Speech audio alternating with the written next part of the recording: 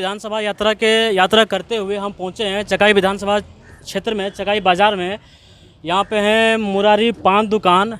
यहाँ हमारे साथ हैं, जरा हम बातें करते हैं इनसे। नाम? शिव नारायण यादव जी।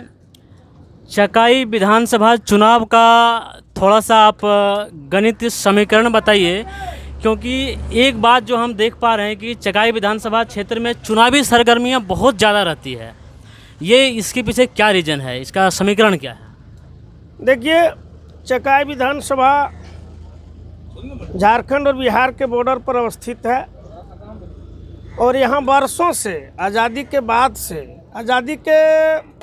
कुछ चकाई के लोग नेतृत्व किए थे। उसके बाद से खास व्यक्ति यहाँ से अमनेसी जिला के दबंग व्यक्ति बराबर चकाई में, चूँकि ये पिछड़ा इलाका है, दलित शोषित पीड़ित का इलाका है, मजदूर किसान का इलाका है, बराबर एक परिवार के लोग यहाँ पर शासन किया करते थे। लेकिन कुछ दिन बाद स्वर्गीय फानी प्रसाद यादव जी ने उनको यहाँ से खदेड़ने का काम किया और जमकर लड़ाई होती है। बीच बीच में और कुछ लोग आते हैं, चूँकि पहले वाले को देख के इसलिए आते हैं कि उसने चकाई को लूट लिया, तो कभी बढ़िया से आ जाते हैं, कभी बेगूसराय से आ जाते हैं, कभी खगड़िया से आ जाते हैं और दबंग टाइप के लोग आते हैं, इसलिए चकाई में सरगर्मी नज़र आता है। लेकिन वैसा कुछ नहीं है। यहाँ विकास का काम, चाहे समाज के अंतिम पायदान पर जो बैठे लोग हैं उसके हित का काम अगर किसी ने किया है तो स्वर्गीय फानी प्रसाद यादव जी किए थे। जैसे उदाहरण है चकाई में महाविद्यालय की स्थापना, चकाई में बड़े बड़े नदी पर पुलिया बनाना, और अभी जो हाल में चुनाव हुआ है उसमें हमको लगता है कि उसी के राह पर, जो कि अगला नेतृत्व उसी की धर्मपत्नी राजद से श्रीमती सावित्री देवी की थी, और जो अनुमान है और जिस तरह का जो व्यवहार उसने चकाई सोनों के जनता के साथ किया है, लगता है कि इस बार भी अच्छा खासा वोट से वो चुनाव जीत रही है माननीय तेजस्वी जी के नेतृत्व में। यही हमारा अनुमान है। भावी मुख्यमंत्री पद के उम्मीदवार श्री तेजस्वी प्रसाद यादव जी यहाँ पे आए थे चकाई में, वायरलेस मैदान में।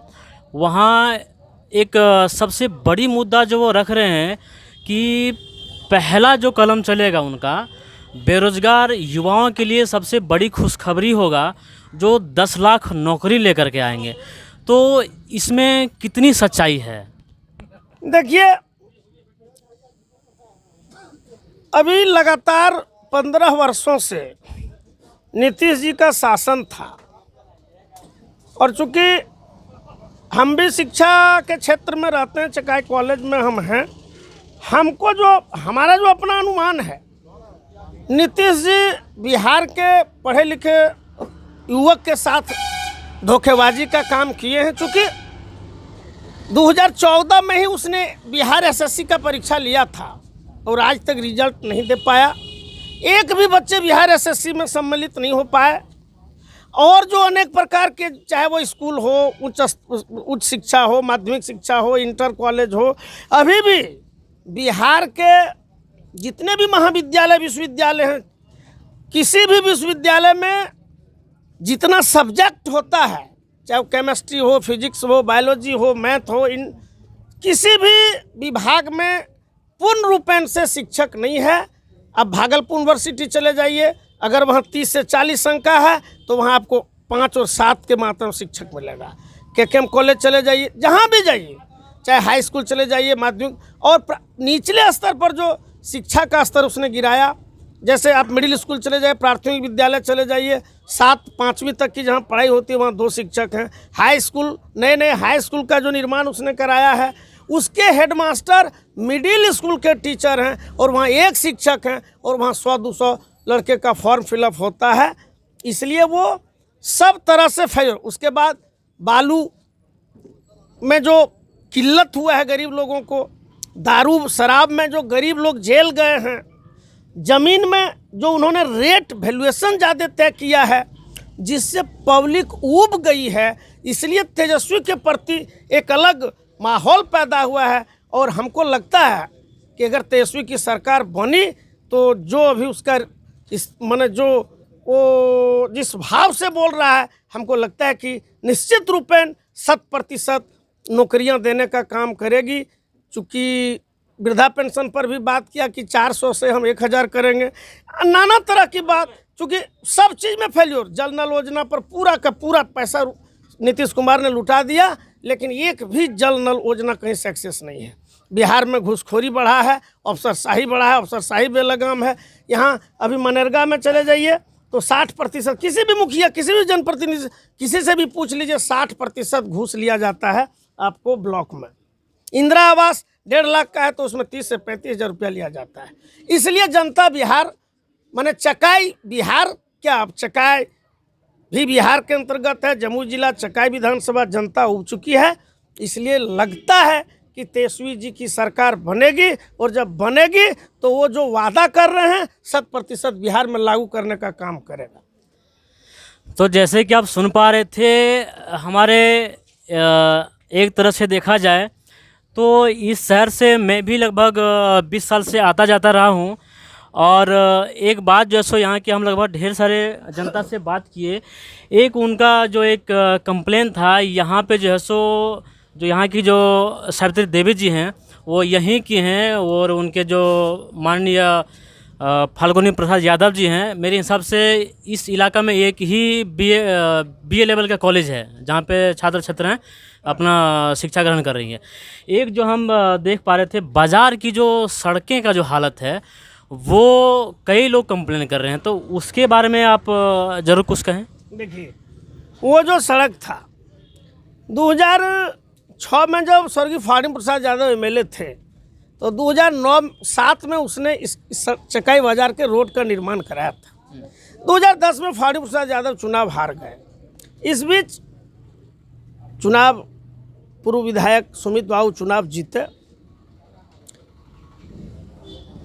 तो 3 साल फाल्गुनी बाबू का कार्यकाल और 5 साल सुमित बाबू का कार्यकाल, किसी ने इस रोड की सुधि नहीं लिया।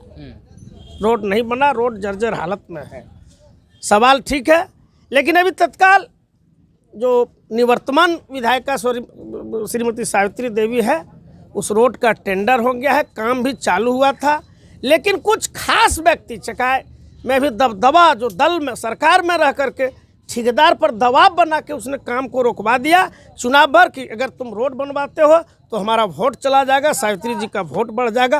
वैसा कोई बात नहीं। अब चकाई, चूँकि रोड के शुरुआत होने से, शिलान्यास होने से चकाई बाजार के लोग खुशहाल हैं। रोड श्रीमती सावित्री देवी ने उसको टेंडर करवा दिया है। चुनाव के बाद, आचार संहिता के बाद रोड वो बढ़िया से बनेगा। तो जैसे कि आप सुन पा रहे थे, श्रीमती सावित्री देवी के नेतृत्व में यहाँ का जो रोड कंस्ट्रक्शन है वो भी बहुत जल्द ही उस पर दुरुस्त किया जाएगा। हम कुछ ऐसे लोगों से बात किए जो यहाँ का जो सदर हॉस्पिटल है, जो कहीं साइड जगह पर है, ये स्वास्थ्य हालात बहुत ही खस्ता है। आपका स्वास्थ्य के बारे में?